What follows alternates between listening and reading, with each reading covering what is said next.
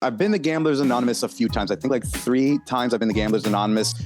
I don't really like it because they say that to be a member, the first thing you have to do is have a desire to quit gambling. And I don't want to quit gambling. I just want to stop losing.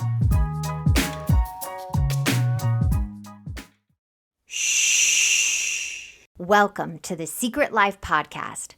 Tell me your secret. I'll tell you mine.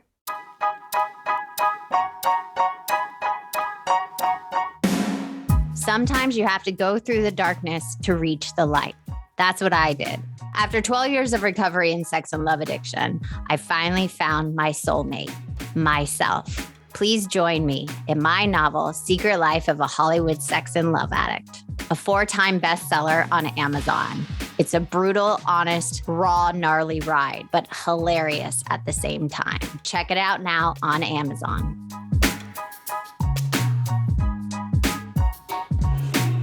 Welcome to Secret Life Podcast. I'm Brianne Davis-Gant. Today, I'm pulling back the curtains of all kinds of human secrets. We'll hear about what people are hiding from themselves or others.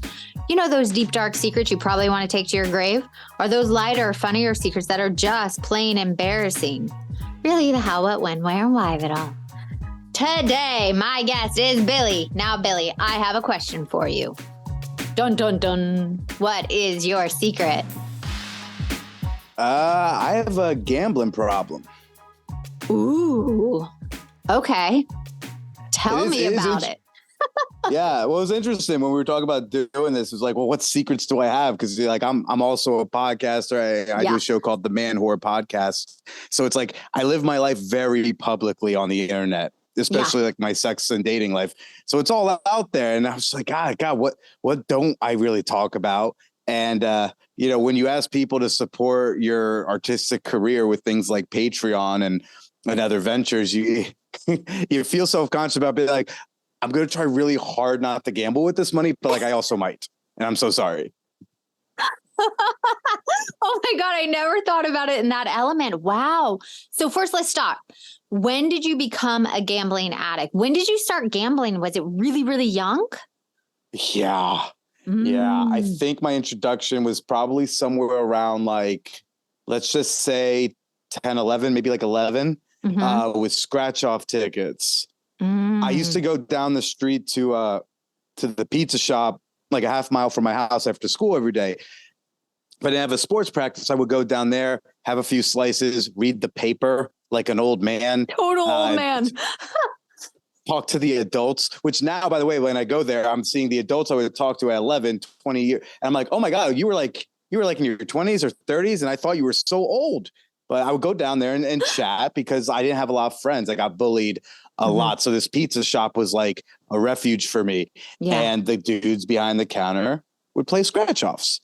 And the only time I got to play scratch offs was like Christmas when like everyone gets one in the stocking. But it was great. Yeah, when you won, you lost. And if you win, you can just trade it in for more tickets to then eventually lose, because a gambler doesn't want to win. A gambler just wants to gamble, and eventually we lose. That's when we know to stop gambling. That or like, when the place is closing down. So it was, I would give my money to like, there was a quick stop thing next to the pizza shop. So I would give the pizza guy my little list and like my little $10 allowance money. And because they also play scratch offs, like everyone's a junkie. And so they go next door for me and they get my tickets. And then I would like harass them and hound them to like go next door. I wasn't very like cognizant of like context of things. So, it's dinner rush and I'm bugging them. I mean, I wasn't really manipulating. It's like, hey, Robbie, you go next door to get tickets. Can you get me my tickets, or can you cash in my tickets? So that's like where it started. Wow. And then like middle school age, online poker, like underground online poker was starting to happen. And there was this like weird gimmick where like somebody's parent would like, let's say, let them put $200 in their like All-Star Poker's account. I don't even remember what the site was at the time. Yeah. And then like they would just barter and trade the credit because you could transfer credits to accounts. So someone's like, oh, can I give you $20 to transfer me like 10 into my account? Because like my parents won't let me, gamble with their money. Yeah. And so there was that whole racket going on. And so I was starting to play some online poker. And then it would progress till I got to boarding school. And there, like, you weren't allowed to gamble. So I was like, okay, I was a rule follower. I was a total square. So I was like, well, I don't break the rules because I don't want to get in trouble, because at my school, if you got in trouble, you had to do like a 5:30 a.m. workout. And I hate waking up early. I don't mind a workout. If the workout was like a 6:30 p.m. workout, You're all for I'll it. roll the dice. Yeah, but no, I'm not waking up at 5:30 and going to the gym. No, thank you. So, but there was a loophole. And the loophole was you could gamble for food. So like you could gamble pizza. Oh yeah, in boarding school, pizza is currency. Well, it sounds like 100%. A prison. Yeah. I mean, like I went to like an alternative kid boarding school. I don't know if you heard the term troubled teen industry. Yes.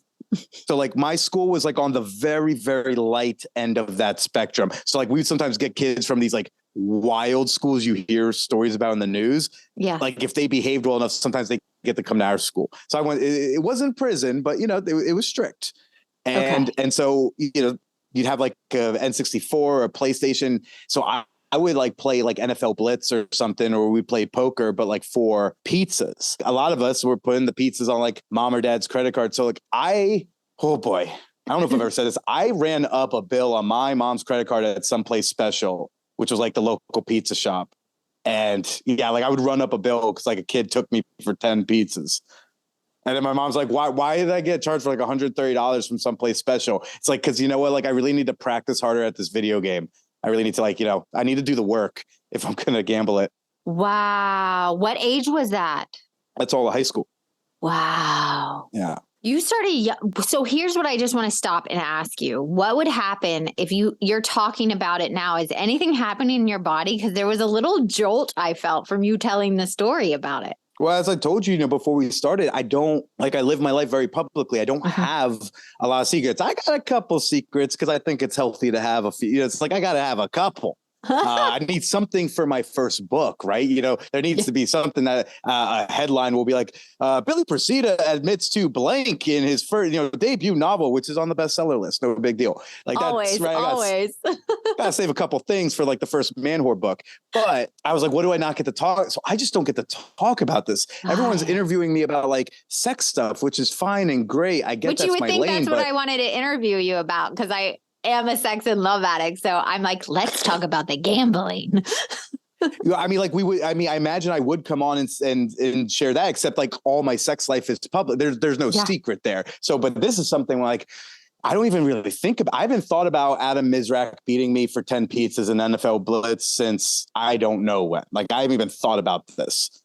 You know, he would use Peyton Hillis as his running back a lot. Literally haven't thought about it. That was sophomore year. Wow. Where was I? I was on like probably like 3 East, the wing I was on. Yeah, that's crazy. So I just haven't thought about this, and I don't get to talk about it very often. Well, this is the perfect place. So then when was the next thing you gambled and it just amplified? You know, so then also like when I would go home on breaks, like you could gamble. So like I'd play some online poker, the scratch off racket. And then, you know, when I got to college, I remember sophomore year of college, I went to like my 5-year high school reunion. I went to I went back to my boarding school, and all the kids who went up, all the other alum, like we were hanging out, we were drinking some beer. You know, they can't give us 530s now, whatever. And then someone's like, oh, let's go to Mohegan Sun. Now we're all underage. Yeah. Like I'm 19. By the way, I like gambling at the Native American casinos more than like Atlantic City. Cause like when I lose at Mohegan Sun, I feel like I'm doing good. You know, like there's some kids who know like calculus now because I paid for those books. So it's like, this is better. That's your do good service going to lose at the Mohegan Sun Casino. Yeah. I was like, this community service. This is good karma when I lose here. If I lose in Atlantic City, it's just going to some, like, I don't know, somebody's bank account. You know. So anyways, they're like, let's go to Mohegan Sun. I had a fake ID, but like I'd never been to a casino because I was underage, and we got in. Like I didn't realize, at least that in Connecticut, there's not like someone at the door. Even in Jersey, I'm pretty sure there's not like someone at the door. Yeah, I got in other states sometimes, like you walk and like right there, it's like, what's your ID? But here is more like you walk around and somebody might card you. And most likely you were going to get carded if you asked for drinks. So we just didn't ask for booze. No problem. And I got to go ahead and lose my $100 at blackjack. Like fine. But then that let me know, oh, I can get into a casino underage. Yeah. And so then I would start to go. Now in college, I don't got a lot of money. So I'm like driving up 3 hours of Mohegan Sun from New York to like gamble with, I don't know, $100 to $200, which when you're bad at blackjack does not last very long. It was sad. I thought you were like maybe doing the nickel slots. Like I would take it to the nickel slots and like it would take a long time. No. I'm not. No, the slots, nonsense. That's like the old lady slots. That's what I would do. The slots are for bachelorette parties and guys who don't know what they're doing. Okay, that's.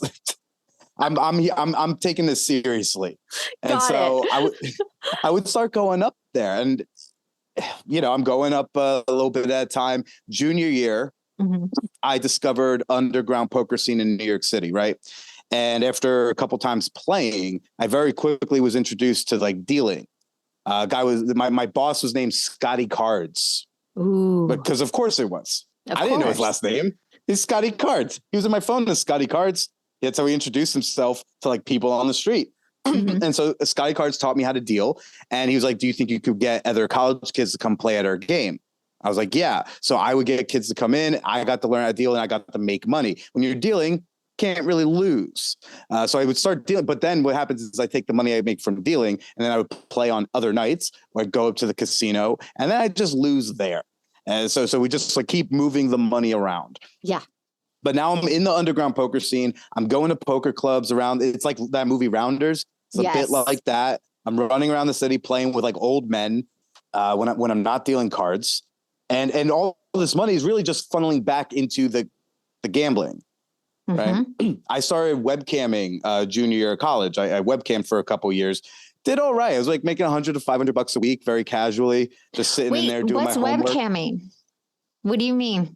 You know what webcamming is. I know, but I want you to answer. Oh, webcamming, people don't know or pretending they don't know, is that like, yeah, I'd sit in a chat room and when like dudes or dudes pretending to be women wanted to watch me take my clothes off or touch myself or do some like kind of odd. Well, like one time a guy was just like, I just want you to sit around, fart, pick your nose, be a gross dude. And which is weird because like I know all the lyrics to Rent and I'm like, I don't think I'm like the dude you for think this. Yeah. I am. But yeah, so I make money per minute, like $3 a minute, talking to people and if they want me to take my clothes off or jerk off, I could do that. Can I swear on this? I didn't ask how explicit this show is. Okay, awesome. Fuck. And so then now this is money that goes back into the gambling. I did a lot. I hustled hard in college. I estimate that I probably made about 6 figures in my 4 years in college on the side. Between the poker dealing and the webcamming, I did like textbook buybacks. And I also I fucking sold fake IDs, which, by the way, I had to research statute of limitations this morning just to make sure I could talk about this comfortably on a recorded show. But I used to deal fake IDs all 4 years of college. Yeah. How? Yeah. So you would make them or you found somebody to make them? No. I knew a guy. I'm very North Jersey Italian like that. Yeah. I don't do anything. I know a guy. You know a guy who knows a guy and then they like help. Yeah. Yeah, well, like I grew up on, my dad operates on the guy system. Like my dad's got a guy for everything. He's like, oh, Billy, you need new tires? Oh, you got to go use my tire guy. Gary, here's what you're going to do. You're going to go to Hackensack. You're going to go to the corner of 2nd and South 4th. You're going to go to Gary's used tire shop and grill. Okay, you're going to go to the cash and grill. Naturally, of course. It's only that because that's where the guy is going to operate. Some sketchy, weird business. One time we're going to the Jets game when I was a kid and we like stopped at this like shut down gas station and there's legit a white van in there. And in the back of the white van is a bunch of like knockoff, like Jets and Giants merch. My dad makes very good money. My dad's one of those top % people. He's fine, but like, I think he grew up a bit on the poorer side. So I think that's still in him. So he's like, oh, I know I could take you to Sport Authority and buy you a proper Jets hoodie, but he wants a discount. He wants it under like in the dirty cellar basement stuff. Makes him feel like a kid again. It's like, oh, no, we're going to do it. No, I've been doing this for decades. Or no, we go to the gas station to the guy in the van. So like, yeah, I had a guy who made IDs. And at first it was like, oh, can I get mine? Great. But then what would happen is like, oh, some of my friends wanted one. So I would say, hey, I got a few friends who need one. He's like, oh, okay, cool. And then he's like, hey, if you could get this many people, I'll give you this discount on them. I'm like, okay. So I was like, okay, let me get them 5 at a time. I get to keep the difference. That's fun. And then but I kept coming back to him. So he's like, look, I'll give you this deal. So like, you can make more money if you want to keep bringing me big orders. So then I start bringing him bigger orders, like 10 at a time, 15 at a time. Yeah. And over the years, he would upgrade his equipment. So it started with these like horrendously bad New York fake IDs. Like I feel almost guilty selling them. New York fake IDs.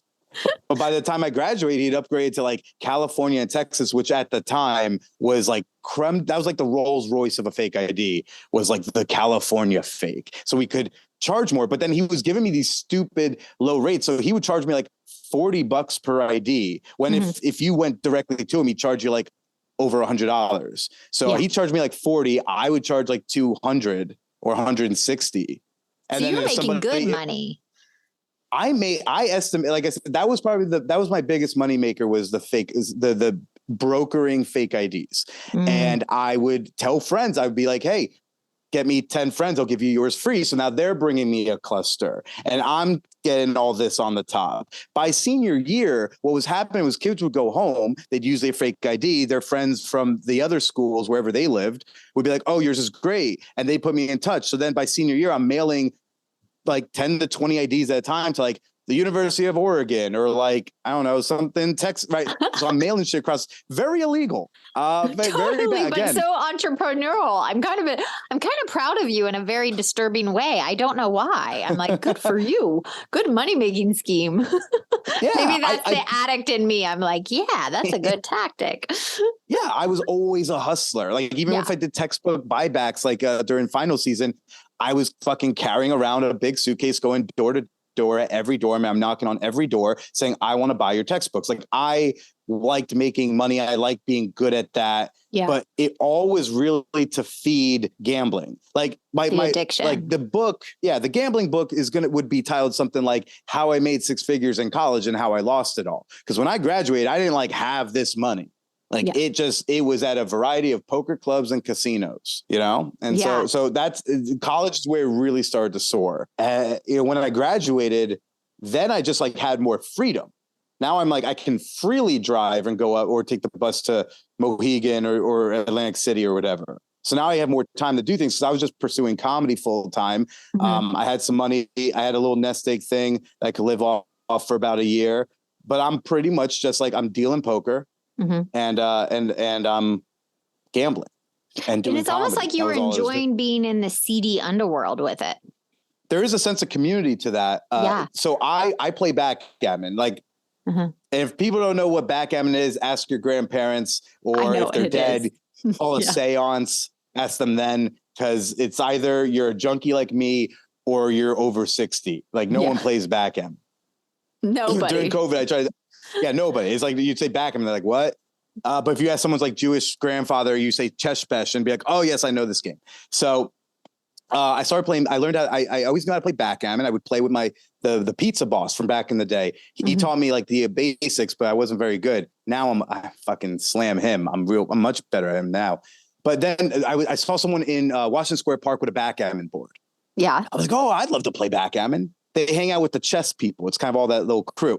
Yeah. And I started playing backgammon, but they play for money because they're like, well, I can't waste my time doing this. So I am learning how to gamble with backgammon now. By the way, I've already stopped the fake IDs. You've already tainted another game? Yeah. It's like I lose money at like board games. You can't just play for fun. I would have, but these grown men wouldn't, because those guys in the park, they're working. Those are hustlers. The chess guys and the backgammon people in Washington Square Park, Union Square, they're hustling. Like that's kind of their work. Job, yeah. Sometimes they do lessons as like a guarantee, but otherwise they gamble chess, they gamble backgammon. And so now I've got a new game I can play with and lose my money on. And in 2013, in the summer of 2013, I had a really bad session and I pretty much like lost the last of my money.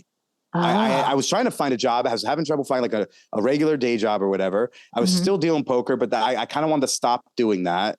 And I had a bad loss. to the point that I was like, I got to owe this guy money. And then I had to move out of my apartment and move back home. How much did you owe? Okay, it wasn't a lot of money, but I was just like kind of running on fumes in the first place. So it was like I lost that like next month's rent. Yeah, I was bottoming out. I was like, hey, I can give you 300 now, but I'm gonna owe you like another 7 or whatever the number was, because like I don't have it, and like one day I'll have it, I'll give it to you. But like I then had to tell my roommates like, hey, I got to move out next month, and I moved back home for like 9 or 10 months, something like that. Yeah. While I was like, okay, I gotta chill the fuck out. The gambling kind of went on pause. I started looking for like an actual job. And then when I did get an office job, I worked my way back to the city, paid that guy back. And then, but the itch is still there. Then around that time, online poker got legalized in New Jersey. So now I've got another place. Like you see the patterns, like I am presented with new fun. These are fun games. It's like, oh my God, it's fun. Here's a new way to have risk and to feel alive and feel that jolt. And get the jolt and the high. And it's all colors. They made it all colorful now on online. Yeah. Yeah. Oh, but quickly back with the backgammon, because you mentioned that I did the seedy underground thing. It's like there, and even with the poker, there is community. So like right now, like if you go to Union Square right now in New York City and you go to the chess guys, like most of them know me and I know them because I've been playing with them and hanging out with them for like a decade. Like I go at this point, like some of them I'm sincerely friendly with, right? We bust each other's balls. I go by, I say, hey, what's up? Sometimes I go by and I hang out for 10 minutes. I'm not even playing. I'm just like watching a game or catching up or something. Because I talk about sex for a living. They're like, I have an OnlyFans. So they're like, Billy, man, what you doing on your OnlyFans, man? What you doing there? Who'd you bang, man? Don't worry, we'll link his OnlyFans if people want to join. You can join. We'll link it in the description. Yeah, but like they all know each other. I mean, one guy came over to play like a couple weeks ago. He left his dice, so like I have to, like after this, I got to go to Union Square on my way to a comedy show. I got to go drop off a guy's dice. Oh my God! So it's still going on. You're still doing it. Oh. I don't pretend to be in recovery. At the end of the story, this is not a story where it ends with me like doing the work. Giving inspirational quotes at the end. You're not going to be giving no inspiration. No, this is like somewhere in between Rounders and Mississippi Grind. I don't know if you see Mississippi Grind. Yes, I did. Ryan Reynolds and Ben Mendelsohn. That's a terrible gambling movie. You can't have a gambling movie like that. Spoiler alert, cover your ears, fast forward 30 seconds. If you're still listening now, it's your fault. That movie ends with him winning. And he wins a lot. That's not the true. Yeah. That's not a true scenario. Well, here's the thing. Like, it is a possible true scenario. It's not like nobody ever wins like that. It's just like, that's not healthy for me to see. All the great gambling movies, they end either neutral. Either it was like they were down and they're working their way to even, or they lose it all and they like have a come to Jesus moment. But like this was the first gambling movie I saw. It's like they're depicting an addiction. Ben Mendelsohn's character is terrible. He is off the rocks. He's rock bottom. Even when he hits rock bottom, you didn't think it could go lower. Then Ryan Reynolds comes into his life. That goddamn beautiful man ruins it even further. But then at the end, he wins. And I'm like, I know, but you have to understand. But that's what society does. It glamorizes those scenarios, just like for me. And I talked about it recently, is like The Notebook is like the worst movie for sex and love addicts because it, the cheating she's doing, the like, I'll kill myself if you don't go out with me. I'll drop off this Ferris wheel. And it's like, it's all a bunch of bullshit. That's not actually how it ends. Like those relationships end. So I get you where you're like, ooh, I want that. I want someone to kill themselves for me.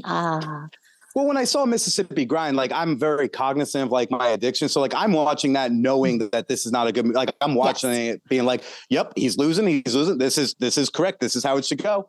There's this like, if you want a really good depiction of like the gambling addiction, there's this movie that does it just, I've never seen anything so realistic. It's on Netflix. It's called Win It All. It stars, I think his name's Jake Johnson, that dude from The New Guy. He's in Tag. It's really good. And he played like he tapped into a thing where I'm like, I have felt all these emotions that you are feeling in all these moments. And that was really true to form. I'm getting goosebumps now remembering it. I'm scared to watch it again because it's just so, it nails it.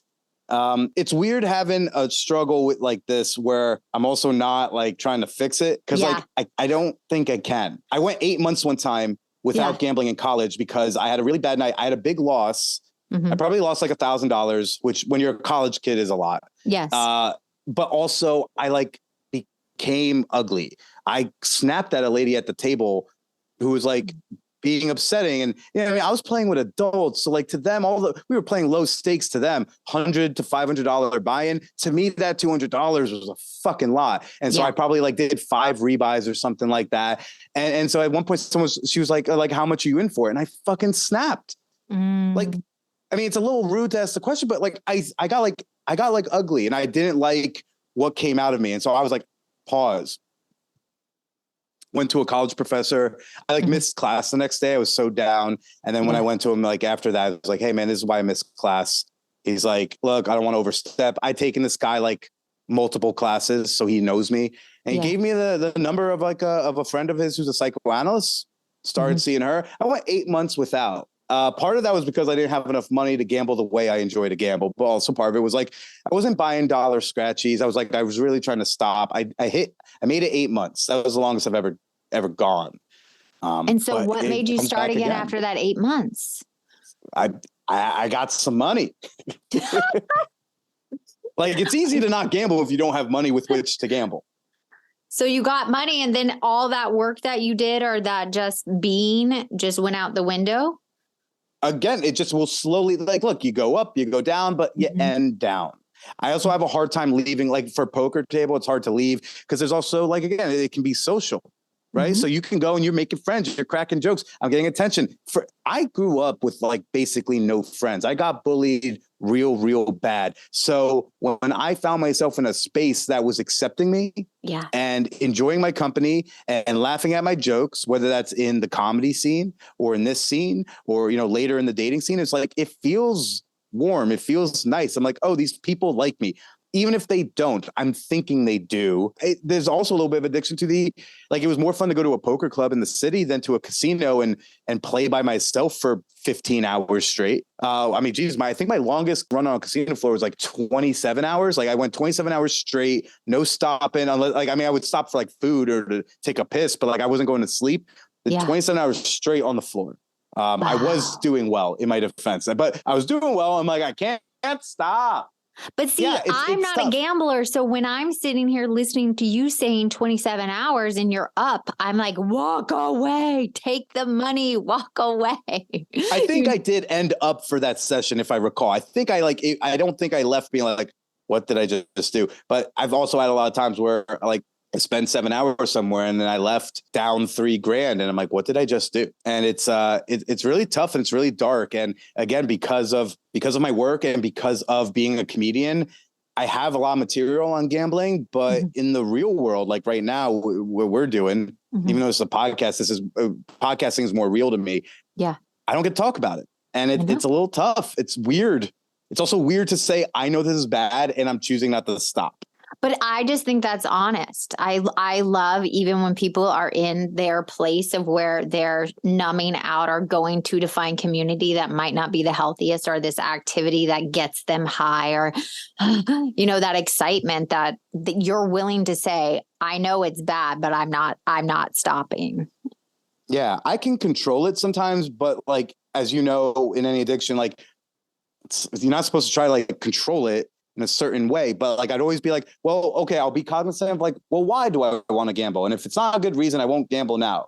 But if it feels like natural, then I'll do it. But no matter what, it will always end up with, even if it's not that session, it will lead to a session that is really bad, not just for my personal health, not even just for my bank account, but for like my life. Like there's time that I don't get back. Something I'm realizing is like, I'm losing time and I don't get that time back. And that's time that's not going towards my creative pursuits. That's time not going towards friendships. That's time not going towards fucking yoga, right? It's just because you're losing 27 hours, just like the guy I talked to last week that lost 14 hours playing a video game and not participating in life, or even what I used to do and being obsessed with this romantic person that was unavailable. I lost time. You are losing time. The amount of time you've spent scrolling someone's Instagram feed to be like, okay, but like, is he back with her? You know, it's like, Well, luckily in my like bottoming out days, there was no social media. I can't imagine if I was still an addict with social media, I would just probably lose my mind and not be on this planet, to be honest. Like, I can't imagine, but yeah.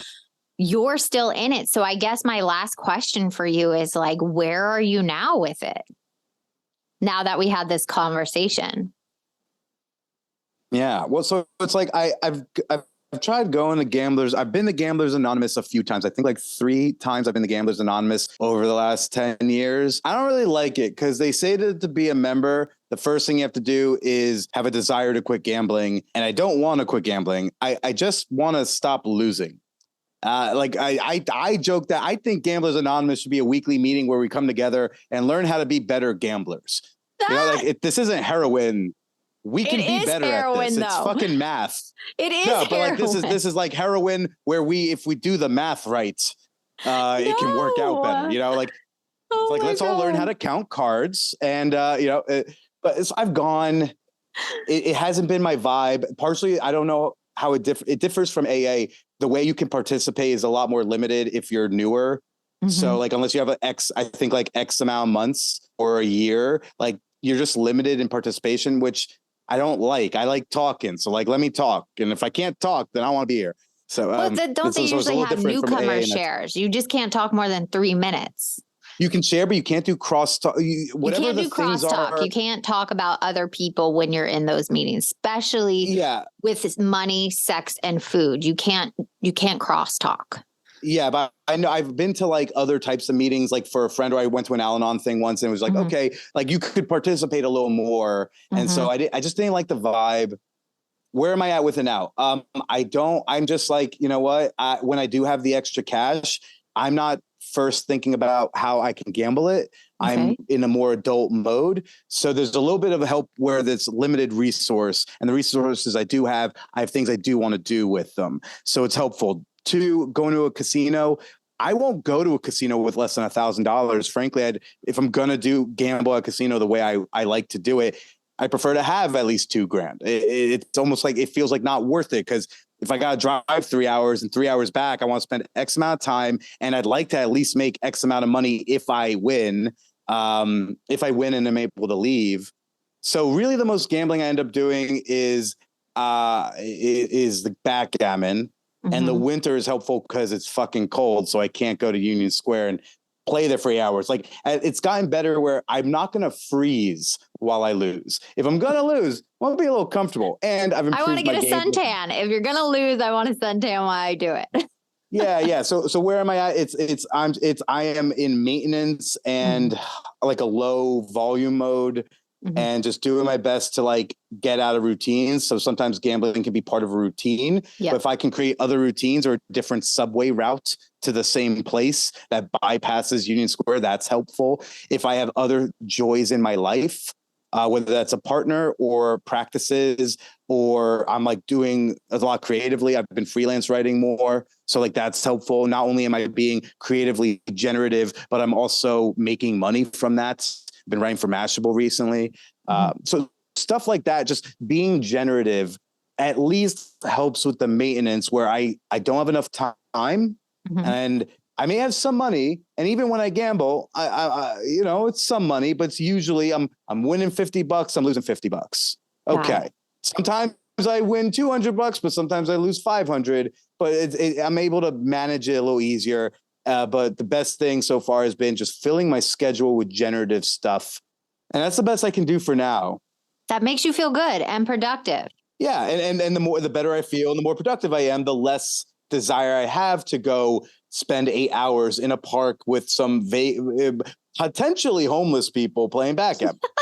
If I can, just, folks, check me out on socials. You search Billy Procida. I pop right up, PROCIDA. And I host a great show called The Man Horror Podcast. Wherever you're listening to Secret Life, you can find me there.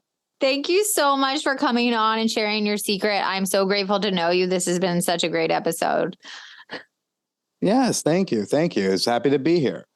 And if you want to be on the show, please email me at secretlifepodcast@icloud.com. Until next time.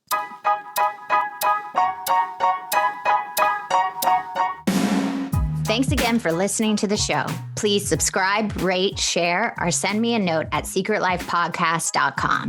And if you like to check out my book, head over to secretlifenovel.com or Amazon to pick up a copy for yourself or someone you love. Thanks again. See you soon.